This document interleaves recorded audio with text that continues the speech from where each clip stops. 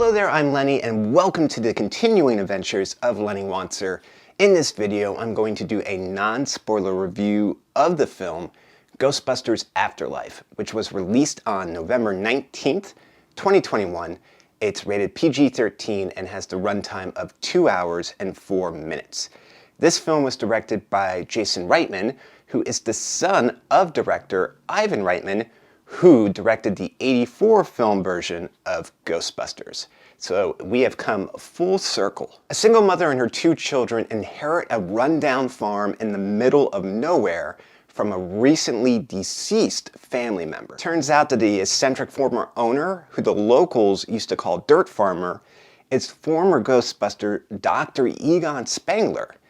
And it's up to his estranged daughter, Callie, and her 2 kids, Phoebe and Trevor, to figure out the mysteries and sort out the mysteries that he left behind. Phoebe, who definitely takes after her grandfather with her love of science and high intelligence, along with help from summer school teacher Mr. Gruberson and Phoebe's new friend Podcast, must unravel the mysteries of the farm before it's ultimately too late. With Ghostbusters Afterlife, we truly have an enjoyable, likable cast.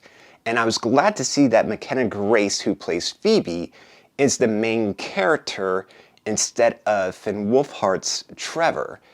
It just makes for a better story dynamic. Carrie Coon is great as Callie, a snappy single mother that's doing her best to raise her 2 kids. Paul Rudd is enjoyable as Mr. Gruberson, and I always want to say McGruber. Every time I hear that name, Mr. McGruberson. McGruber! Paul Rudd, who plays Gruberson, is Paul Rudd.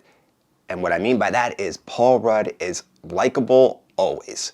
It's bankable that you're gonna like Paul Rudd. And Paul Rudd is Paul Rudd here playing Gruberson. And speaking of being likable, so is Logan Kim, who plays Podcast, a character that marches to the beat of his own drum, and he's fine with that. Within Ghostbusters Afterlife, we have plenty of nods and callbacks to the 1984 film. This is the perfect blend of old and new coming together, and that isn't easy to accomplish. I mean, there's lots of films that try that, and it does not work out. I would say that Ghostbusters Afterlife is very reminiscent to Star Wars The Force Awakens before the story and the franchise went off the rails there in terms of old and new coming together and giving a great story that is also all its own while being a continuation. As we watched Ghostbusters Afterlife in the theater, my heart was happy and full, and my eyes teared up with joy and nostalgia. Ghostbusters Afterlife was everything that I needed it to be, and that sums up the film perfectly. It's rating time. Rating time. On a scale of 1 to 10, with 10 being the best score that I could give, Ghostbusters Afterlife receives an 8.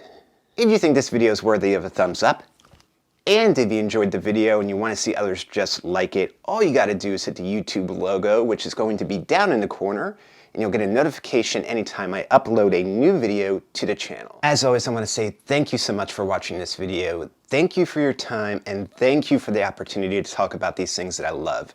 Greatly appreciate that. Please be safe, be careful, and I'll talk to you soon.